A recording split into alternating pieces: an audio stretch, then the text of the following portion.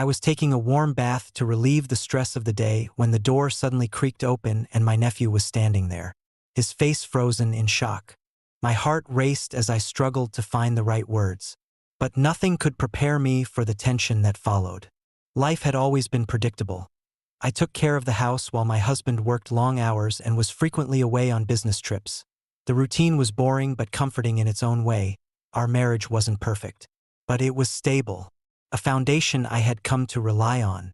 But over the years, I began to feel as though something was missing, a spark that had long since faded. Then there was Martin, my nephew, who was 22 years old, intelligent, charming, and full of potential. He had been dealing with personal issues lately, and when he asked if he could stay with us for a few weeks, he asked if he could stay. I didn't think twice about helping since he was family, and I believed his presence would liven up the house and provide a distraction from the fact that I hardly recognized Martin when he came. "Thank you for letting me crash here, Aunt Maggie," as he carried his bags inside. He said, "I'll try not to be too much trouble." He was no longer the boy I remembered from family get-togethers. Instead, he had matured into a self-assured young man. His once boyish features were now sharp and defined. His smile was effortless, and his demeanor was warm. The first few days went smoothly. Martin settled into the guest room, and we settled into a comfortable rhythm. However, I felt a glimmer of anxiety that I couldn't quite put my finger on. Perhaps it was the idea of someone else in the house disrupting my meticulously planned routine. Or perhaps it was something else entirely. During dinners, he was courteous, helpful, and surprisingly perceptive. We discussed everything, including his college classes, dreams, struggles, and honesty. His honesty was disarming, and I found myself sharing things I hadn't told anyone in years. For the first time in a long time, the house felt alive. But even though I enjoyed his company, I couldn't help but notice the warmth in his eyes and the subtle intensity that surprised me. I told myself it was nothing, but I knew deep down that things were beginning to change in the house. What began as light-hearted laughter and casual conversations gave way to an undercurrent of something I couldn't quite put my finger on. And as we spent more time together, we fell into a rhythm that felt comfortable, perhaps too comfortable, but there were also times when the air between us felt heavier, charged with something unsaid. It started with the little things, like cleaning up after dinner one evening. Our hands briefly touched as we passed, but I felt a jolt that I couldn't explain. I looked at Martin, and his hazel eyes lingered on mine for a moment before he turned away, a faint smile playing on his lips. "You're quiet tonight, Aunt Maggie," he said in a low voice. "Yes, of course," I answered quickly, but my tone betrayed me, and he didn't press further. When I turned back to the sink, I felt his eyes on me, and my heart was racing, but I couldn't understand why. As the days passed, these moments became more frequent, and Martin began to seek me out. He sat next to me on the couch rather than the armchair, leaning in a little too close. When he showed me something on his phone, his compliments, which had previously been informal and familial, started to feel different. "You've got a way of making this place feel like home," he said one afternoon in a soft tone. "It's been a while since I've felt this comfortable." I smiled, trying to brush off the warmth that spread through me. "Well, that's what family is for," I replied, though the words felt hollow. There was something in the way he said it, something that made me question whether he meant it in the way I wanted him to. One evening, as I prepared to take a bath, Martin knocked on the bathroom door to ask a simple question about dinner plans. I assured him I'd handle it. But as he walked away, I noticed the way his eyes lingered. Not intentionally, perhaps, but enough to make me pause. My reflection in the mirror caught my attention, and for the first time in years I saw myself differently. Was I imagining things, or had something between us shifted? The turning point came one rainy afternoon. We were sitting on the couch watching an old movie. Martin leaned back, his arm draping over the backrest just inches from my shoulder as the film played. I became acutely aware of how close he was of the warmth radiating from him when I turned to comment on the movie. I found him already watching me. His gaze was steady, intense, and it left me breathless. "What?" I asked, my voice barely above a whisper. "Nothing," he said with a small smile. You just look happy. The words hit me harder than I expected, and I turned away, my cheeks flushing. It's just nice having you here, I said quickly, hoping to dismiss the moment, but the truth was I wasn't sure if I believed my own words. That night, I lay in bed replaying the day's events in my mind. I couldn't shake the feeling that something was happening between us, something neither of us dared to acknowledge. The way he looked at me, the way his voice softened when he spoke my name, it all felt too intimate, too personally. I told myself it was nothing, a figment of my imagination, but deep down I knew that wasn't true. The tension between us was growing, and no matter how hard I tried to ignore it, it was becoming impossible to deny. My heart and mind were at war, torn between the boundaries I knew I couldn't cross and the feelings I couldn't suppress. The tension between Martin and me had reached a point where it was impossible to ignore. Every interaction, no matter how mundane, felt layered with something unspoken. It was in the way his gaze lingered a moment too long, the way his hand would brush against mine during the simplest of tasks, or the way his voice softened when he said my name. I kept telling myself that it was nothing, but I knew deep down that it wasn't true. One evening, as the rain pattered lightly against the living room, Martin and I were sitting together. The house was quiet, with the only sound being the soft hum of the television playing an old black-and-white film that he had picked out because he claimed it was one of his favorites. I had agreed, eager to keep things light and easy, but the couch felt too small between us, and the air was too thick. As the film was playing, Martin leaned closer, his arm brushing mine, and I hoped he hadn't noticed. He asked, his voice low and tinged with concern. "Yeah," I replied quickly, forcing a smile. "Just tired," he nodded, but his eyes lingered on me, searching. "You seem different," he said softly. "Lately, I mean, like something's been on your mind." I hesitated, unsure how to respond. "Just like, I guess," I said, finally trying to keep my voice steady. "Nothing important." "Everything about you is important," he said, his tone earnest. The simplicity of his words sent a shiver through me, and I turned away, hoping he wouldn't see the way my cheeks flushed. The evening continued, but the weight of his words stayed with me. By the time the movie ended, the room felt charged, the silence between us heavily with everything we weren't saying. "Thanks for watching that with me," he said as he spoke in a voice softer than usual. "Anytime," I replied, though my voice trembled slightly. I watched as he left the room, his presence lingering long after he was gone. The next day, the tension only grew. We were in the kitchen preparing dinner together, is something we had started doing more often. It was a way to spend time together, to talk and laugh. But now it felt different as I reached for a cutting board with our hands brushed, and I froze. His fingers lingered for a moment before he pulled away, his gaze meeting mine. "Sorry," he said softly, but there was something in his eyes that told me he wasn't. As we cooked, Martin's proximity became unavoidable. He stood close to his arm, brushing mine occasionally, and each time sent a shock through me. At one point, he reached over to grab a spice jar, and his hand grazed my back. "It's fine," I replied, though my voice betrayed me. My heart was pounding, and I turned back to the task at hand, trying to steady myself. The touch was brief, but it left me breathless. "You're quiet today," he said, looking at me. "Everything okay?" "Just focused," I replied quickly, but there was a knowing look on his face. "You're not a very good liar," he said. "Aunt Maggie." I didn't respond, unsure of what to say, the truth being that I didn't trust myself to speak. My thoughts were a whirlwind, and I couldn't shake the way his presence made me feel. That evening, we sat together in the dim light of the living room once more. "You've been different too," I said, surprising myself with the admission. "Maybe that's because of you," he said softly, and for a moment, I couldn't take my breath. The space between us felt impossibly small, and I realized I was holding my breath. "Martin, we can't," I started. But he interrupted. Me." His tone was hard yet soft, acknowledging what was occurring but acting as though it didn't exist. "This is incorrect. You know that I know it's not simple," I continued in a shaky voice. "But it doesn't feel wrong to me." "Does it feel wrong to you?" he said.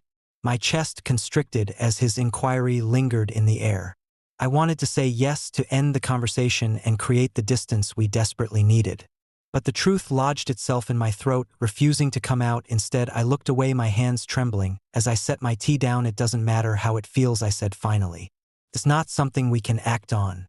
I understand," he said softly, though his tone suggested otherwise, "but I'm not going to pretend this isn't real." His words lingered long after he left the room, leaving me alone with my thoughts. That night, as I lay in bed, I couldn't stop thinking about the way he had looked at me, with sincerity in his voice. The boundaries I had once relied on felt blurred, and for the first time I wasn't sure if I could keep them intact. The house was quiet as the night stretched on, but my thoughts were anything but still. The tension between Martin and I had reached its peak, simmering beneath the surface, waiting for the moment it would inevitably boil over. I tried to convince myself that I could hold the boundaries in place, but deep down I knew I was losing control of it. All came to a head one evening, when I was soaking in the bathtub, hoping the warm water would ease the storm raging in my mind. The steam fogged the mirror, the gentle sound of water lapping against the porcelain filling the room. I let out a long breath, trying to clear my head, when I heard the faint creak of the door. At first I thought I had imagined it, but when I glanced toward the doorway, there he was, Martin, standing frozen, his face a mixture of shock and something I couldn't quite place. My heart stopped, the reality of the moment hitting me like a tidal wave. "Martin," I exclaimed, my voice sharp and shaky. "What are you doing?" "I apologize." He stumbled, his eyes darting from me to the floor, and he trailed off, his words faltering as he took a hesitant step back out. I demanded, gripping the tub's edge as though it were an anchor. My voice trembled, revealing the range of emotions that were coursing through me, including confusion, anger, and a deeper, more unsettling feeling that I refused to acknowledge. He hesitated for a moment, his eyes meeting mine. "I didn't mean to," he said softly, his voice carrying a weight that made my chest tighten. "But I need to talk to you now." I snapped my hands, holding onto the porcelain so tightly that my knuckles turned white. When I finally turned and left the bathroom, I was still trying to steady my breathing, and I found Martin waiting in the hallway. He looked up as I approached, his expression full of something I couldn't decipher. But as I did, he said again, his voice steady, "This is not the time," I said, brushing past him. But he reached out his hand, gently catching my arm. "Please, just hear me out," I asked him, my voice firmer than I felt. And he hesitated, his gaze searching mine. "I've been trying to ignore it," he said, "trying to convince myself that what I'm feeling isn't real. But I can't anymore." "Martin, stop," I said, shaking my head. I stopped, torn between the urge to run away and the strange pull that kept me stuck in place. His comments left me gasping for air, my thoughts racing as I attempted to comprehend what he was saying. "You don't mean that."